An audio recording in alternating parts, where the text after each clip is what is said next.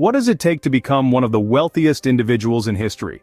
This question has intrigued many, and one man who might be able to answer it is John D. Rockefeller. A titan of industry, a philanthropist, and a man of immense wealth and influence, Rockefeller's name is synonymous with success. But behind the fortune and the fame was a man who believed in the power of wisdom, hard work, and calculated risk. His success was no accident. It was the result of a carefully curated philosophy of wealth and success, shared through a series of 38 letters written to his son. These letters, rich with advice and insights, provide a fascinating glimpse into the mind of this extraordinary man. They reveal the principles and strategies that guided his journey to the apex of success. So, are you ready to delve into the depths of these letters? Let's unearth the secrets to Rockefeller's riches. The first 10 letters lay the groundwork for Rockefeller's wealth-building principles. Now let's delve into the crux of these letters, shall we? In the early correspondence, Rockefeller's emphasis on hard work is paramount. He doesn't sugarcoat the path to riches. There's no quick fix, no easy route. Instead, he paints a picture of a steep and rocky climb where each step is earned through sweat and toil. The road to success is paved with hard work, he writes, and the journey is just as important as the destination. In the third and fourth letters, thrift takes center stage. He advises his son to respect the value of a dollar, to understand its worth and potential. He writes, "A single dollar, carefully invested, can grow into a mighty oak of wealth. It's not just about earning money but about what you do with it that counts." Rockefeller encourages his son to save diligently, invest wisely, and spend sparingly. The next set of letters introduces the concept of perseverance. Rockefeller knew that the road to wealth was fraught with obstacles and setbacks. He writes, "In the face of adversity, stand firm. Remember, the strongest steel is forged in the hottest fire." He urges his son to persist, to keep pushing forward even when the going gets tough. He knew that resilience and tenacity were key to building and maintaining wealth. In the 10th letter, he ties these principles together. Hard work, thrift, and perseverance are not standalone concepts but interlinked facets of the same jewel. They form a triad that underpins wealth creation.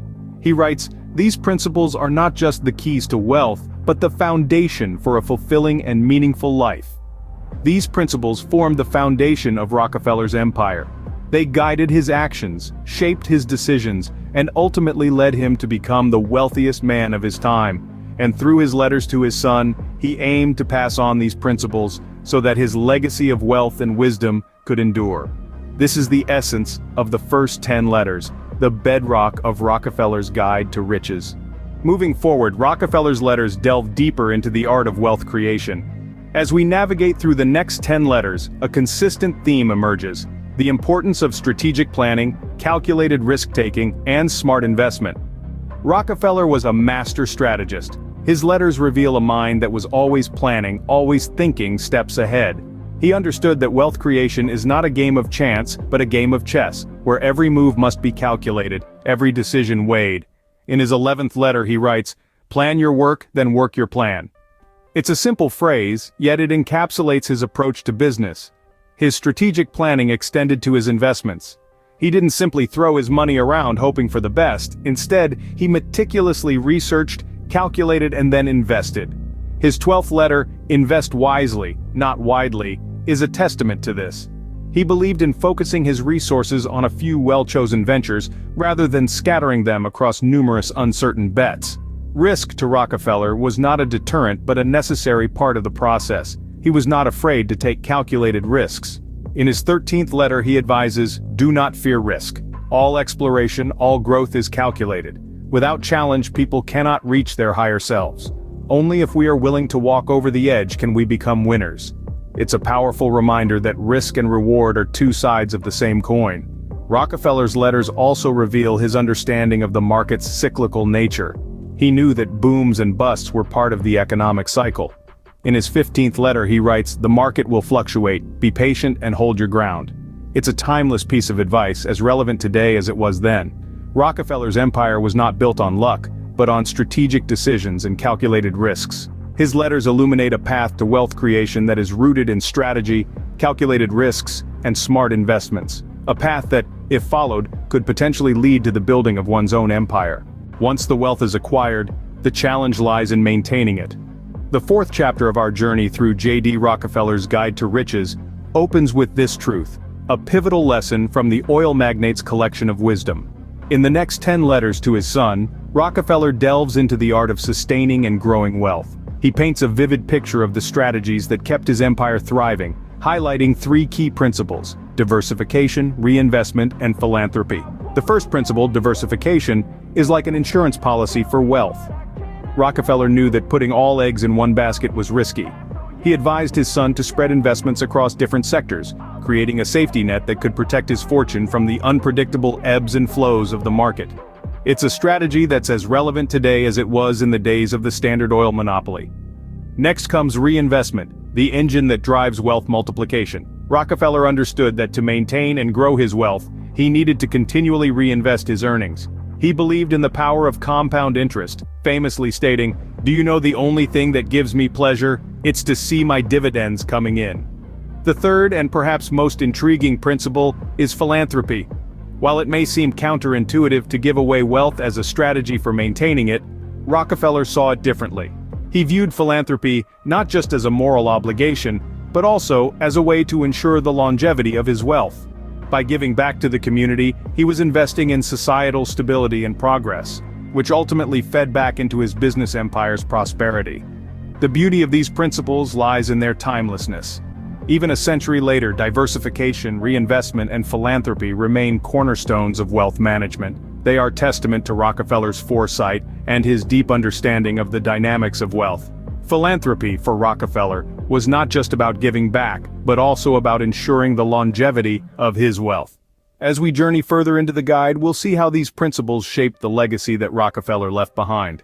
Finally, Rockefeller's last letters focus on the legacy he wished to leave behind. The culmination of a lifetime of business acumen and financial wisdom, these final chapters in the rich tapestry of Rockefeller's letters to his son are a testament to his profound understanding of the true value of wealth. In these letters, Rockefeller does not merely discuss the accumulation of wealth. He delves into the realm of ethics, family, and legacy. He emphasizes that riches are not merely physical assets, but also the values we uphold, the family we cherish, and the legacy we leave for generations to come. In the 31st letter, Rockefeller stresses the importance of ethical conduct in business. He writes, "Remember, my son, that wealth without integrity is a curse, not a blessing." He passionately underscores the importance of honesty, integrity, and fairness in all business dealings. For him, the means of acquiring wealth are as important as the wealth itself. The ensuing letters highlight the significance of family. He reminds his son that wealth should never come at the expense of family ties. "Wealth is meaningless without those we love to share it with," he writes. "Never let the pursuit of riches overshadow the importance of family." In the final letters, Rockefeller talks about legacy. He inspires his son to use his wealth not just for personal gain, but to make a positive impact on society. He encourages him to contribute to charitable causes and to invest in the future of the community. "We are mere custodians of our wealth," he writes. "We must use it to leave the world a better place than we found it." Rockefeller's final letters serve as a timeless guide to not just amassing wealth, but also living a life of purpose, integrity, and generosity. They remind us that the true measure of wealth is not in the material possessions we amass, but in the legacy we leave behind. For Rockefeller, wealth was not just about material possessions, but about leaving a lasting legacy. So, what can we learn from Rockefeller's letters today? As we delve into the final scene, we realize that these letters are not just historical artifacts, but timeless pieces of wisdom. They underline the importance of hard work and perseverance, the need for calculated risks and strategic investments, and the value of maintaining and growing wealth responsibly. These letters also emphasize the virtue of leaving a legacy, not just of wealth, but of values and principles. They remind us that wealth is not just about accumulating money, but about creating something meaningful and lasting, something that can be passed down through generations. In a world that's constantly changing, these letters serve as a compass, guiding us towards financial success and personal fulfillment. They are a testament to the timeless nature of Rockefeller's wisdom, relevant even in our modern era.